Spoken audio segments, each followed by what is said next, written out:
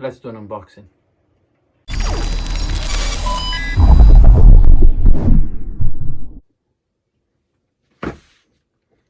What do you think that is? This parcel was received by me a few days ago, and I still haven't opened it. I wonder what it is. Well, let's grab our trusty knife, because we are going to open this.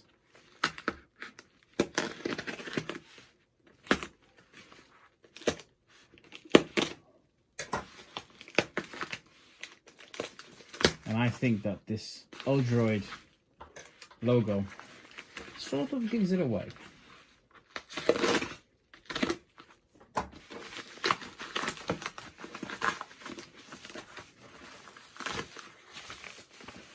Ha! It says ODROID Go Advance. I think I know what it is.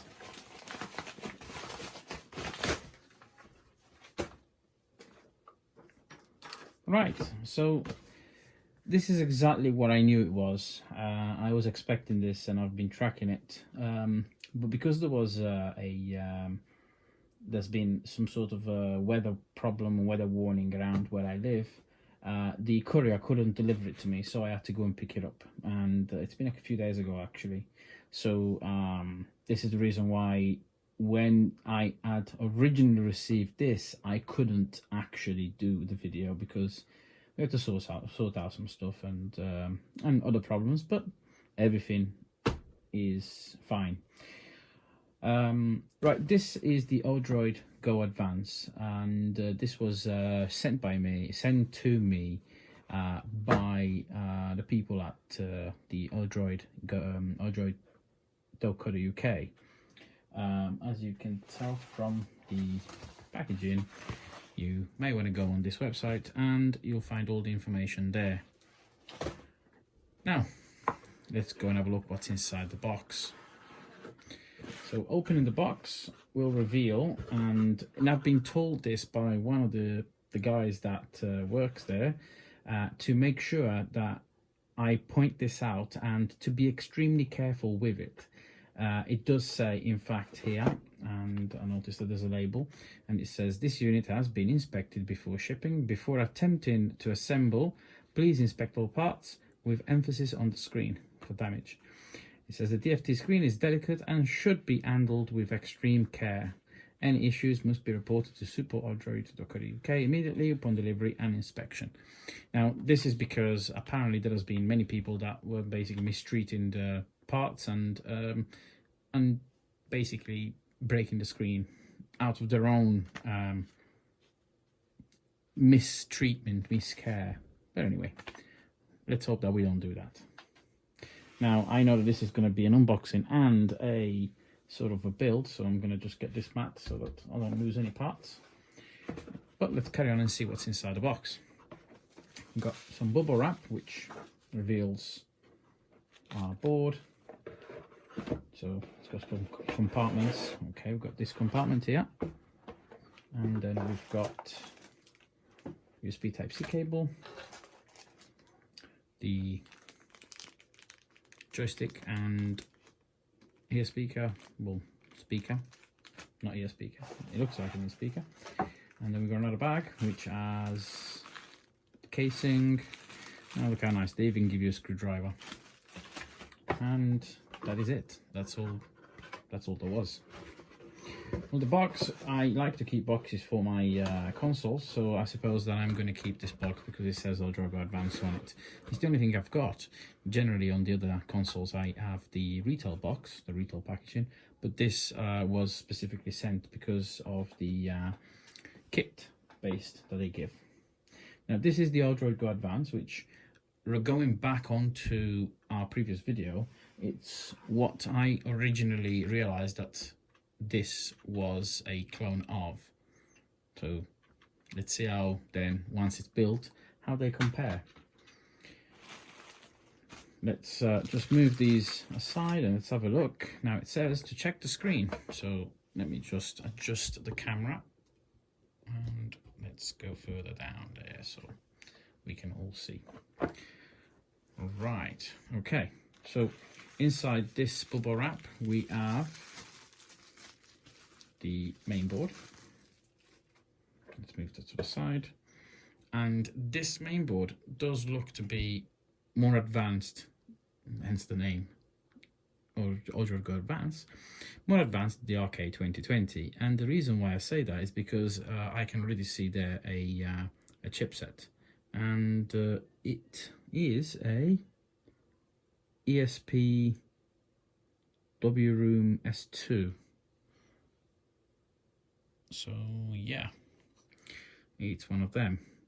So the layout is very similar, apart from the fact that it's got the SD card slot that is basically soldered onto the board that way, and it's one of them that it just clicks in, as opposed to have the push to eject.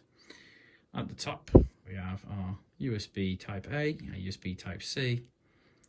Again, this I'm assuming it's both audio and video, although it doesn't look like to have enough contacts for that. Oh, actually yes, it does.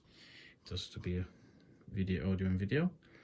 And on this other side we have our button pressing pads, and there's also 6 buttons there.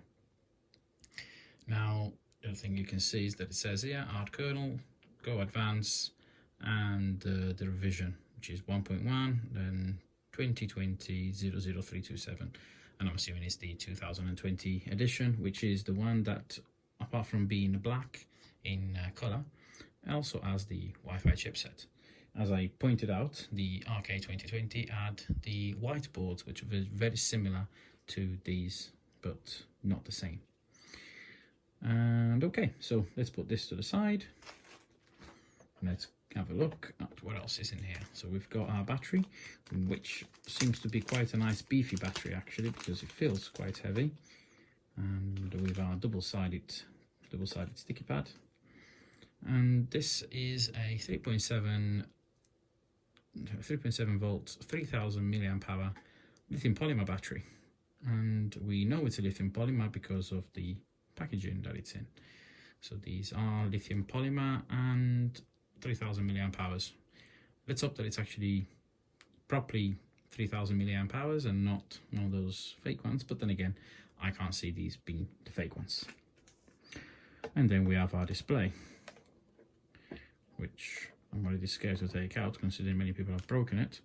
It doesn't seem to be such a difficult piece of technology to handle, but most people are very careless with it. So coming out to the packaging, you know what, yeah, that's it.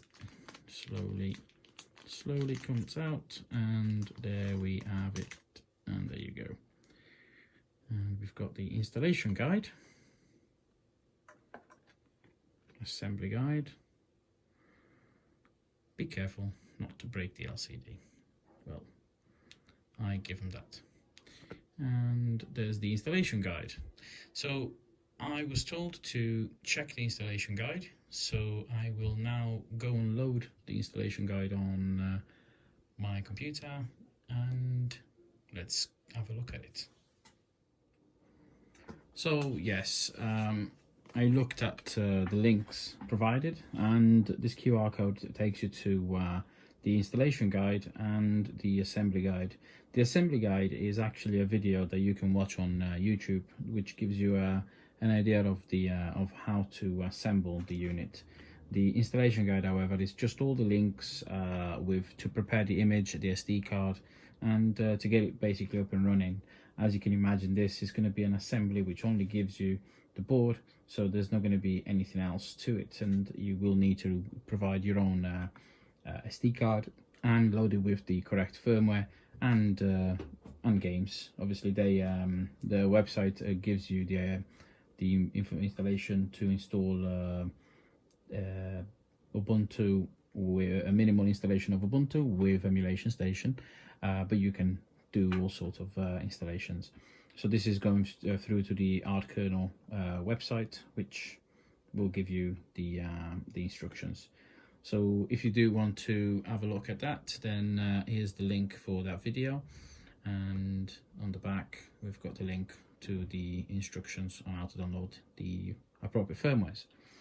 So carrying on with the unboxing, or the having a look at what's inside the box, we have our screwdriver, which is, well, I suppose it's always good to have extra tools. So we will try and use this. We've got our front casing, which it's not bad. It's quite sturdy, I suppose, considering what it is. But it's basically just a injection mold plastic. So, and it's got the ODROID logo and these soft key buttons with some sort of numbers. It's actually a Roman numeral, so you're 1, 2, 3, 4, 5, and 6. Speaker grill, the joystick hole, and the button holes there. Now, there's also another thing that I was quite shocked to learn, but apparently these buttons at the back are actually the same size as the Game Boy Pocket buttons, so perhaps that's an upgrade that we can do in the future. We've got, in fact, here our button matrix, button, what they're called, the actual injection molded buttons, which are here. They don't feel too bad, so we'll have to remove these from the plastic. If you've ever done one of those models that you assemble like airplanes or boats and whatever, they used to come with these little things, so that's quite nice. Looks like there's a button missing there, but I'm hoping not. Perhaps it was, so well, nothing was supposed to be there. Well, hopefully that's what it is. The next packet is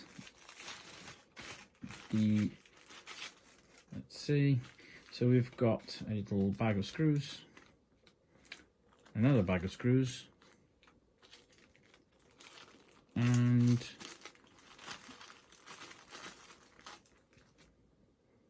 a soft button pressing thing, so that's actually quite nice. So yeah, the rubber buttons, they will go underneath there. And the lens, which is made, obviously it's going to be made from plastic, but let's have a look.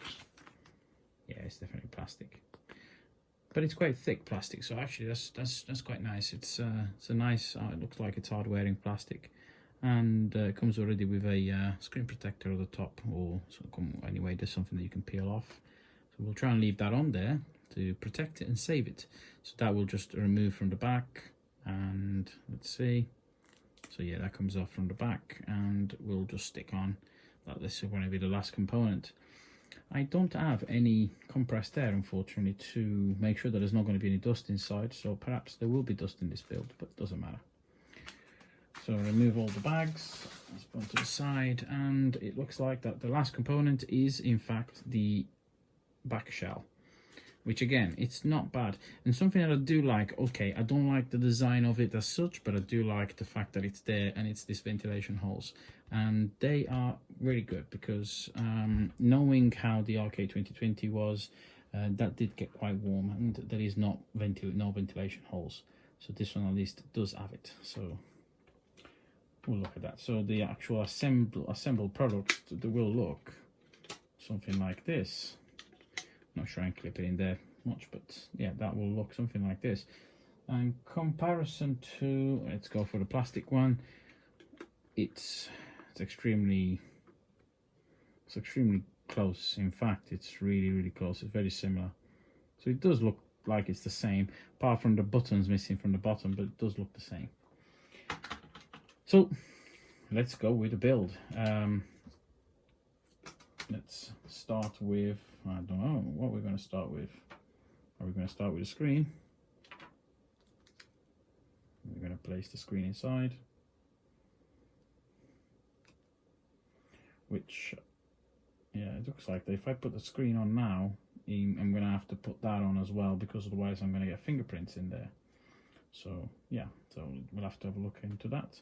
Now the idea is that it's going to be easier to fit, because the screen will actually clip onto these little latches. So as you can tell, there is going to be, let's see if I can get it in focus properly. Let's see there. Okay, so the screen will actually click inside the bottom there, and then there's this little ridge here which is on a slope, which you can probably pull slightly back and allow the screen to slot into place so that you don't break it or damage it. So that's something that will need to be done, and we'll do that now. Let's get the focus back into place, and there you go, let's go a bit closer. So first things first, we're going to remove the fill, and making sure with the orientation the flex will have to come through this slot. So we have to make sure that the flex is on this side of the screen. So this will go into that section over there, and then with extreme care we can click it into place, and that should be in. And it does not seem to have damaged, so that's well, it's a good sign because it's not damaged. So the idea is that the screen should not be damaged, as you would imagine. So the next thing I'm going to do, so that it don't get dust into it straight away, we are going to remove the paper on the back of the lens. So the first thing I'm going to do is remove the outer protective film, well, the double-sided film, so that we've got access to the actual lens, and then remove the protector, put it to the side, lens down so the dust doesn't fall on it, and as we flip it over so that we prevent from any more dust going in, place the lens on. And actually I've done that, and I've got a speck right there in the center. Obviously that's going to be the, you know, it had to be. Why? I didn't press it on, but it looks like it's going to be on. Oh well, it's what's going to happen. My idea was that I wasn't going to get any dust inside, but obviously there was going to be a speck inside. We could see if we can remove the screen, but I didn't really want to do that because I don't really want to break it. So for now I'm going to leave it. Perhaps in a second time I will, with the heat gun, just slowly peel it off and remove that speck. So let's, in the meantime, prepare the buttons. So these just twist off and they fall off. So let's actually, as you do, as I said, if you've ever done one of those assembly of aeroplanes and whatnot, they came in loads of these little trains, and you were forever removing them from the housing, and then you have to glue them together and whatnot. So that's it. They seem to come off pretty easily, so they don't seem like they need cleaning up, but we'll have a look. If we do, then we'll just clean them up. These are the L2 and R2 buttons, which I'm not extremely confident that they will actually look any good because they are very, very small. But let's see what they're like. Well, these are quite nice chunky buttons on the other hand, and they come off like that. So yeah, these are quite nice and chunky, and again, in comparison to the RK2020, so the buttons are quite nice and chunky and they do feel nice. These, however, the fraction is half the size of the RK2020, so, but never mind, that's what it is, and that's what we have for now. So the placement of the buttons is quite straightforward because they have these cutout ridges inside, so you can't really get them wrong, and they have this A-B buttons selection on there. So I know that the B button goes there, and I know that the A button, well, this is Y, so the Y button goes here, and then we've got the A button that goes here, and then we've got the X button that goes at the top. So if I press them slightly, I can feel them moving without any friction, so that's good. Then we've got our D-pad. There's a little section there cut out, and there is also a section cut out on there, so we fit that onto here, and that is right there. Then let's grab these.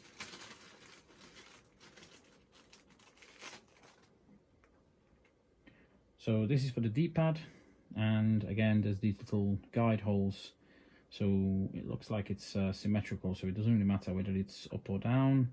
So we could put it like this, and it should just click on, and yes, it does. That's quite nice like that. And these ones go at the bottom, so these ones literally just go through the housing. They don't actually require any buttons on top. They just go through the housing and they remain as rubber buttons. Then we've got the two buttons for the X, Y, A and B, and they go on there. So that's that, and that's it. There's not much more than that. So these big screws, they look like these are going to be self-tapping screws for the back of the housing. So these will go after at the end. So these will tap through these 4 or 5. Is it 5 screws? Yeah, they will tap through these 5 posts. So these is to close the housing. Is it 5? Well, actually, there's 4 posts. So yeah, so these will go for the 5 posts. So these will go last. Then we get these screws, and this is going to be for the joystick, which it would have been nice for them to include the rubber casing for the top. It's the same joystick used in the Arcade 2020, and this is the rubber that I was talking about. And it'd be nice if they had included this, so perhaps I will see if I can find it. And see, it just clicks on, and it makes it a lot nicer to use. But for now, we're just going to place this here, and with the screws, we're going to set it into place.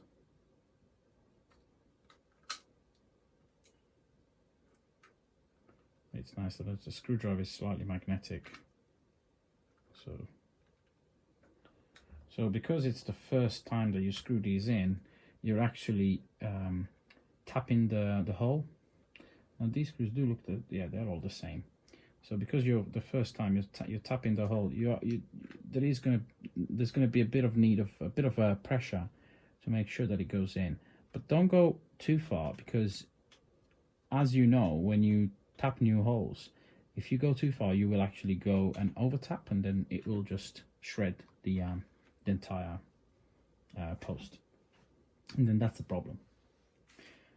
So I would say that this is time for the board. Now, what I'd like to do is usually just give it a slight clean on these pads. I did touch them, and we want to make sure that these are clean and free of any debris or rather grease. It came like this, so it should be clean, but you know. So we slide this through, and we've got both the screen and the joystick cable that fit through, and it literally just clicks on. So this is everything. So it's on, and that's it. So this flex will fit into this section here, this connector, and this one will go into this one. So it's also marked at the furthest front. I don't know if you can see that. And again, this focus is not really good. Okay, there you go. So it's also marked with these little pictures of screws, and it tells you where the screws go, so that you don't put the screws in the wrong place, because when you're on this part, there is more holes than you can see. So basically, as you can tell there's these 2 holes here. Now, you don't put screws into the front casing there, because this is where the screw comes from the back casing and goes into the front. So always follow where the picture of the screw is, and those are the ones that will need tapping. So we start with, again, one thing I learned is that anytime that you fit something, to give less stress, you go into a cross pattern. So we start from one corner up here, and there you go. So the next one we're going to do is going to be down here, and it'll be nice if the focus was on. I don't know why the focus isn't going on by itself, but that's that. So then we'll go for this one down here, and there you go. So it makes sure that it's not pushing against anything. And now that we've got it already with 2 screws, we can feel that, yeah, it's quite nice. Yeah, so everything is in place. So we go with the next screws. So let's go for this one down here. And I have to say that this screwdriver they give you, it's not a bad screwdriver at all, because being that it's new, it does fit the screws quite nicely. Of course, I'm only using this because it's what they give you. But you're more than welcome to. You're free to use whatever you want. And in fact, if you've got some nice screwdrivers, then carry on and use them. And then there's this one.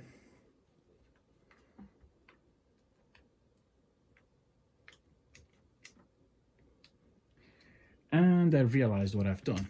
Now, can you tell what I have done? I have missed one important thing. The speaker.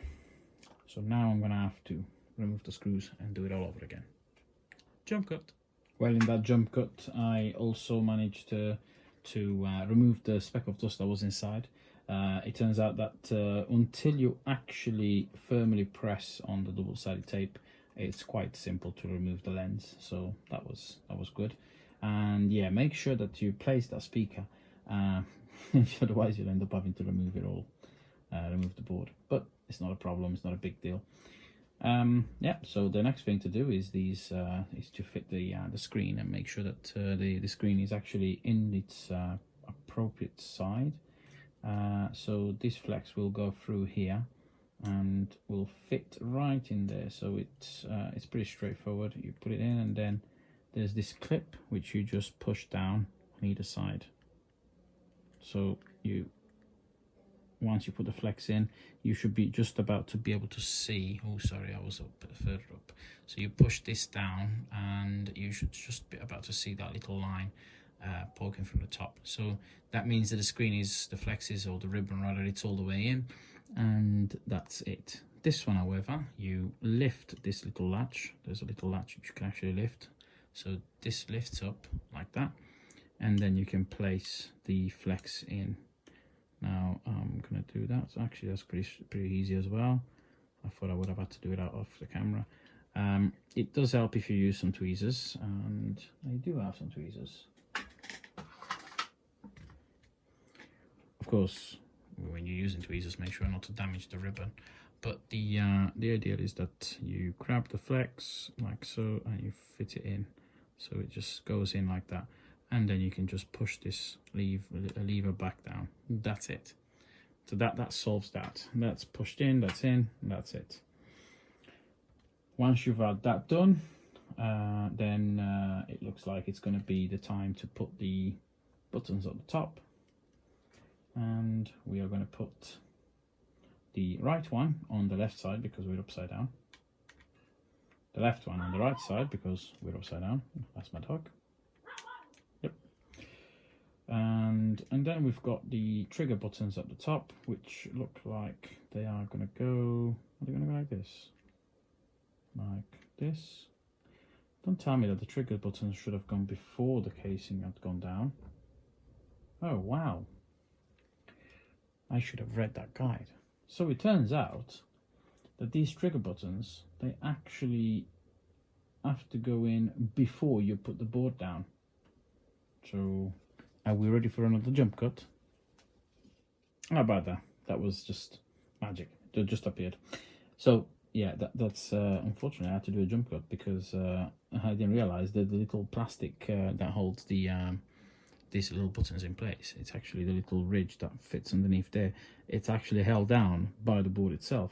So that's actually quite a nice design, because when you do open the back, you don't have these buttons falling out, and you only have these chunky ones that actually stay in. So, I mean, that could be a good thing, a bad thing, I'm not sure. Anyway, doesn't matter, that's what it is. Now, I have put, and I've taken care and attention of placing the screws where it says I have to put them, and I noticed that I still have 3 screws left. Now, I think, and I'm sure that these 3 screws are extra. Just like we've got an extra screw in the back casing, we have 3 extra screws in case you lose any. Now, that doesn't mean you have to put them anywhere else. It just is that there's extra screws. It's just a thing for that. And we know this because the little mounting points, they all have the little picture of the screw, and every single one of them is populated with screws, so that's fine. So that's that. So the only thing that's left to do now is to put the back casing on, and let's go for that now. It clicks perfectly in. I'm not sure, what is that on the side then? There's a, is that a vent? Okay, one thing that I need to do before I do that, just to make sure that we've got it closed properly, is the speaker cable that is here, just to make sure that it's in and does not get squashed or get damaged while pushing the case down. So we put this, so we just have to try and push it till it goes behind this little plastic ridge, so it comes out from the side there like that. That way, when we now close the casing, it doesn't get trapped and broken. The last thing we want is to have a broken new machine, because this is new. So this is in. Is it clicking? Yeah, it's clicking. So yeah, just something I've noticed is we've got this cutout from the side, and I have not seen anywhere what that could be for. Perhaps it's a vent hole, so airflow, perhaps, could be.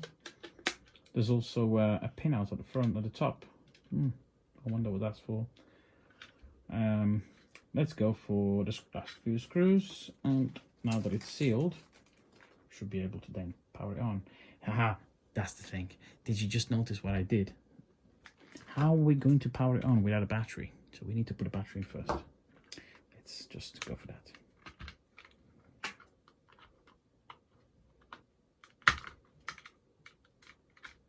Yeah, so the battery will fit with a double-sided tape to the back casing. So what better way to put it than to make sure that we know where it's going to go. So we know that the battery will go there. There's a nice section for it. So we're going to place it so that the cable runs out from the side. So there's an actual section for it. We want to be able to display the information on the inside as opposed to the outside. At least I do. So I'm going to put it that way. Does it reach though? That's the thing. It's at the top, so it should. Definitely does. So let's this double-sided tape thing. There you go, 3M double-sided tape. Stick that down there like that, and it looks like it's transparent. So yeah, it's transparent. So put that there like that. We place the battery in. That's nicely pushed in. We've got the information. This is without information, that's fine. And we route the battery connector. So we've got there's a little ridge, so the contact point should be at the top. So there's two silver pins. You should see them at the top, and at the bottom you've got the little like latch. So these connections always have that. The latch is at the bottom and the contact points at the top that you can see anyway, and that clicks in. It's always best to make sure that you know the polarity, because with batteries, especially with lithium polymer, you shouldn't really be messing around.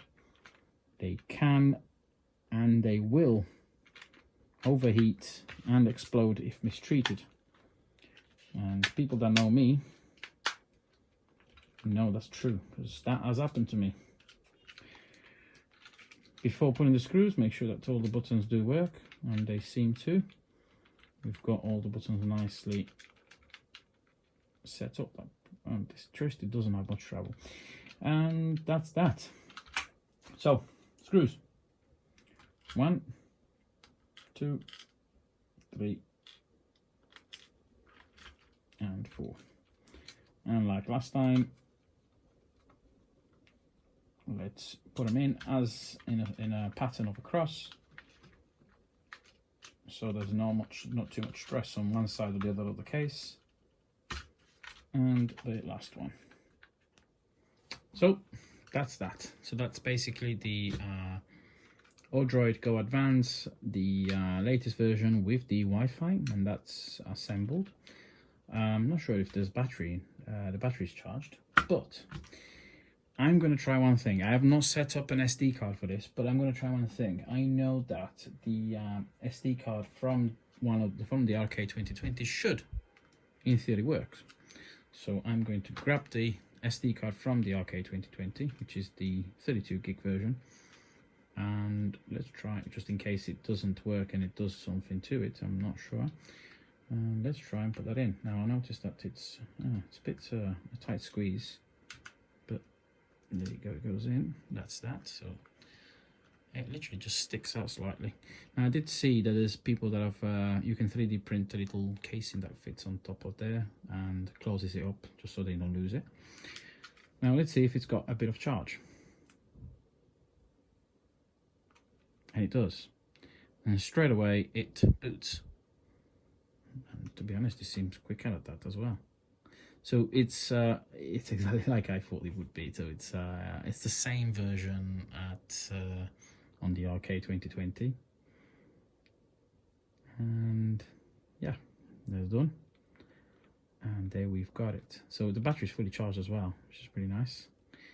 Let's see. Okay, these buttons do act as start and select. So I don't know which one. Oh, this one's start and this one's select. So what do these buttons do? Nothing. So I'm assuming that one of these will actually act as the volume, I suppose.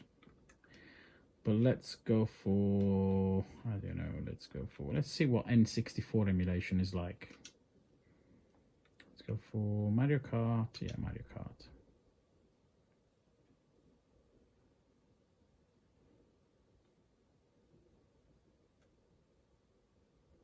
So it does say that ODROID Go joypad.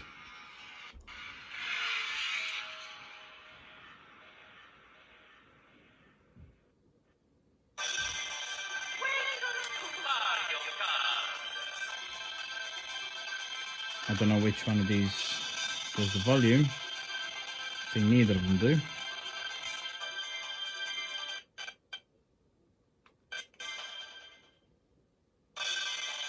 Let's press start. The sound is quite nice and loud, I have to admit that, and it's got a bit of bass to it as well, which is pretty nice. As I expected anyway, it's still not perfect. There's some artifacts on this as well. You can see there's some, I don't know if you can see them on the camera, but yeah, you should be able to see. There's like, it seems like there's lines on the characters. It's not the screen, it's actually just the game, but that's fine.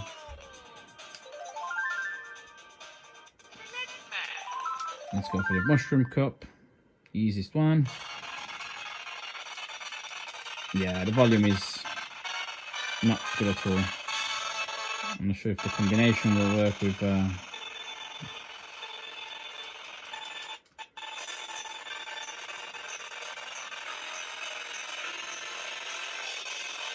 I mean, the gameplay isn't too bad. It's the audio that sort of makes it sound like it's worse. But the gameplay is playable.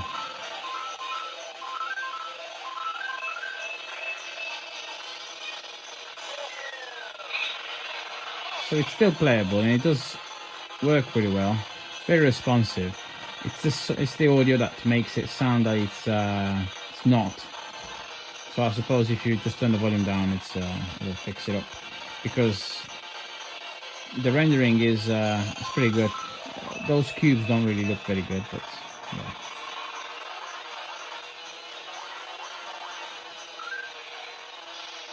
So let's see if we can drift.